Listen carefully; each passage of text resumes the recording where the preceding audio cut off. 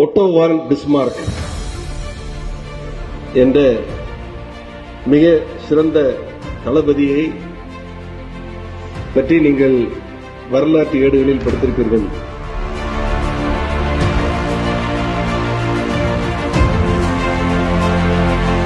ஒட்டோ von Bismarck இன்றைய ஜெர்மனியை சிறு சிறு அரசாங்கங்களாக இருந்த காலகட்டத்தில் ஒன்றிணைத்து இன்றைய ஜெர்மனியை உருவாக்கியவர், ஒன்று சேர்த்தவர் ஒட்டோ வான் பிஸ்மார்க்.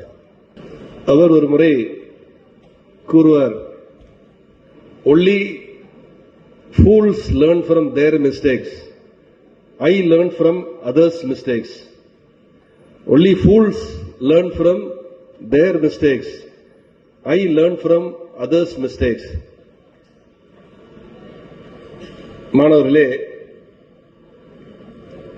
விபத்துக்களை நாம் அனுபவித்து அதன் மூலம் பாடம் கற்றுக்கொள்வது என்பது நாம் எல்லாவற்றையும் இழப்பது போன்றதாகும்.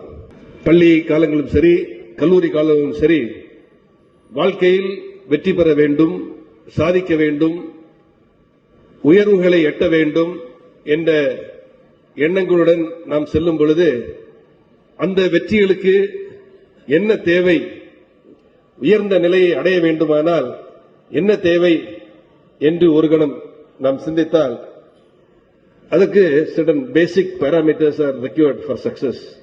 வாழ்க்கையில் வெற்றி பெறுவதற்கு மிகவும் தேவையானது நேரம், டைம்.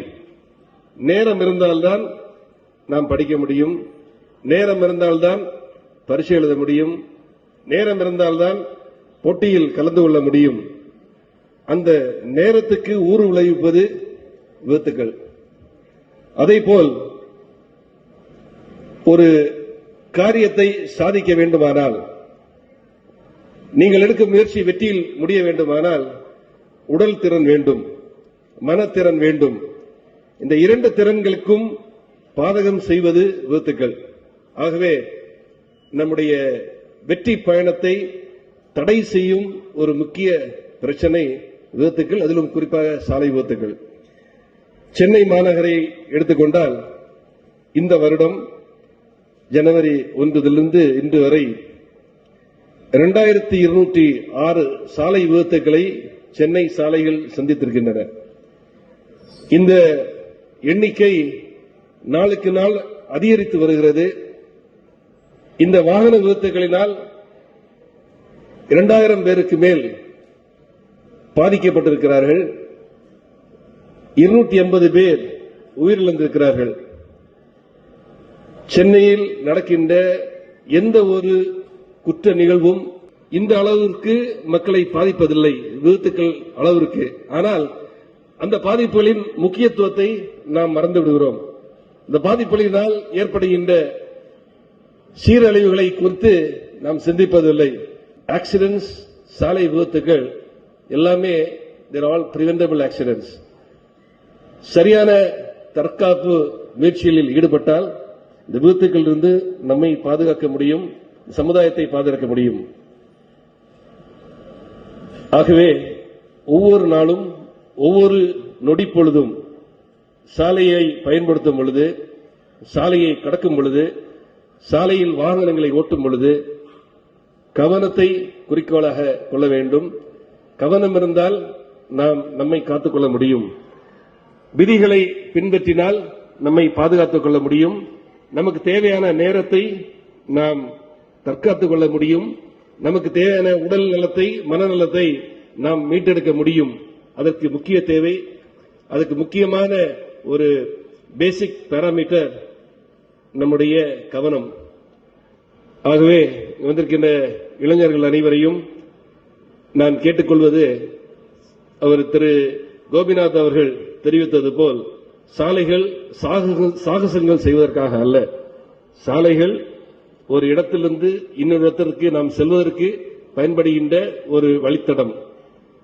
அதை பெட்டர் லேட் than நெவர் என்பது போல், மெதுவாக சென்றால் கூட பரவாயில்லை, பத்திரமாக செல்ல வேண்டும் என்பதை நாம் குறிக்கோளாக கொள்ள வேண்டும்.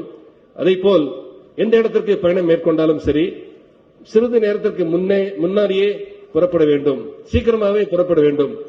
அரை மணி நேரம் டிராபிக் ஜேர்னி இருந்தால் ஒரு 5 நிமிடம் 10 நிமிடத்துக்கு முன்னாடியே புறப்பட்டால் இந்த last minute pressure, last minute rush அதை நாம் தவிர்க்க முடியும். அதைப்போல் சாலை விபத்துகளை நீங்கள் யாரையாவது கண்டால், சாலை விபத்தில் யாரையாவது பாதிக்கப்பட்டால் அது உதவுவதை நீங்கள் வாடிக்கையாக்க வேண்டும், பழக்கமாக்க வேண்டும். நொடிப்பொழுதில் நீங்கள் செய்கின்ற உதவி, உடனடியாக நீங்கள் செய்கின்ற உதவி விபத்தில் அடிபட்டவர்களுக்கு அவர்களுடைய உயிர் காக்கப்படுவதற்கு உறுதுணையாக இருக்கும். சாலையில் யாராவது அடிபட்டிருந்தால் உடனடியாக காவல்துறைக்கு நீங்கள் 100 அழைத்து உடனடியாக தெரிவிங்கள். நீங்கள் போய் நேரடியாக நீங்கள் உதவ வேண்டியது கூட தேவையில்லை. உடனடியாக காவல் அதிகாரிகளுக்கு தெரிவிங்கள். காவல்துறையினர் 2-3 நிமிடத்தில் அந்த இடத்துக்கு வந்து விடுவார்கள். ஒருவேளை நீங்கள் இறங்கி அவருக்கு உதவி செய்வதால் என்றால் அதற்கு என்ன செய்ய வேண்டும்? பேசிக் ஃபர்ஸ்ட் எய்ட் ட்ரில்ஸ் நீங்கள் தெரிந்து கொள்ள வேண்டும். நாம் உதவி செய்வதன் மூலம் அவருடைய பாதிப்பை அதிகமாக்க கூடாது. அதேபோல் உடனடியாக அங்கு இருப்பவர்களுக்கு என்ன செய்ய வேண்டும், எப்படி செய்ய வேண்டும் என்பதை நீங்கள் மனதில் வைத்துக் கொள்ள வேண்டும். காவல்துறை எப்போதுமே ஒரு விபத்தில் பாதிக்கப்பட்டவர்களுக்கு உதவுமே தவிர, நாம் உதவி செய்தால் நாம் கோர்ட்டுக்கு போகணும், கேஸ் எல்லாம் பார்க்கணும் அப்படி என்று நீங்கள் நினைக்க வேண்டாம். எந்த தருணத்திலும் விபத்துகளில் பாதிக்கப்பட்டவர்கள் காவல்துறையினால் எந்த ஒரு பிரச்சனையும் ஏற்படாது என்பதை நீங்கள் மனதில் வைத்துக் கொள்ள வேண்டும். அதேபோல் இந்த வயதில், உங்களுடைய வயதில் எப்போது 2 சக்கர வாகனம் நீங்கள் ஓட்டினாலும் ஹெல்மெட் அணிவதை ஒரு வாடிக்கையாக பழக்கமாக்க வேண்டும். 2-3 நாட்களுக்கு முன்னால் ஒரு சிறுவன் வாகன விபத்தில் விழுந்து தலை அடிபட்டு உடனடியாக அந்த இடத்தில் இருந்து விடுகிறார். இப்போ நாங்க கேட்டது உடனடியாக அந்த பையன் ஹெல்மெட் அணிந்திருந்தாரா என்றால் அணியவில்லை. அது என்னன்னா 7 மணிக்கு போலீஸ் டியூட்டிக்கு வருவாங்க, 6:30 மணிக்கு ஓட்டுனா நம்ம ஹெல்மெட் போட வேண்டாம், அப்போ போலீஸ் பிடிக்க மாட்டாங்க என்ற நினைப்புல வண்டி ஓட்டுறதுனால அந்த சூழ்நிலையில விபத்து ஏற்பட்டால் அந்த உயிர் போவதை கூட ஒரு சான்ஸாக மாறிவிடுகிறது. ஆகவே எந்த தருணத்திலும் வீட்டிலிருந்து 5வது வீட்டுக்கு நீங்கள் 2 வீலர் ஓட்டி போனா கூட ஹெல்மெட் அணியுங்க. அதே மாதிரி உங்க பின்னாடி இருக்கிறவங்க யாராவது உங்க பின்னாடி உட்கார்ந்தா கூட நீங்க ஹெல்மெட் அணிய வேண்டும் என்பதை அது ஒரு ஹசாடாக, ஒரு பிரச்சனையாக எடுத்துக்கொள்ளக்கூடாது. அது தேவையாக, எப்படி நம்ம வீட்டை வெளியே புறப்பட்டு போறோம்னா துணி போட்டுட்டு தான் வெளியே போறோம், யாருமே துணி போடாம நடக்கிறது இல்ல. அதே மாதிரி வாகனம் ஓட்டியாச்சுன்னா ஹெல்மெட் வச்சுதான் வாகனம் 2 வீலர் ஓட்டணும் என்கிறத நீங்க ஒரு பழக்கமாக்கி கொள்ள வேண்டும். இந்த அவேர்னஸ் புரோகிராம் வாயிலாக உங்களை எல்லாம் சந்திப்பதில் மிக்க மகிழ்ச்சி. நிகழ்ச்சியை கலந்து கொள்கின்ற பத்திரிகை ஊடக நண்பர்கள், மாணவர்கள், ஆசிரியர்கள் அனைவருக்கும் என்னுடைய நன்றியை தெரிவித்துக் கொள்கிறேன். நன்றி.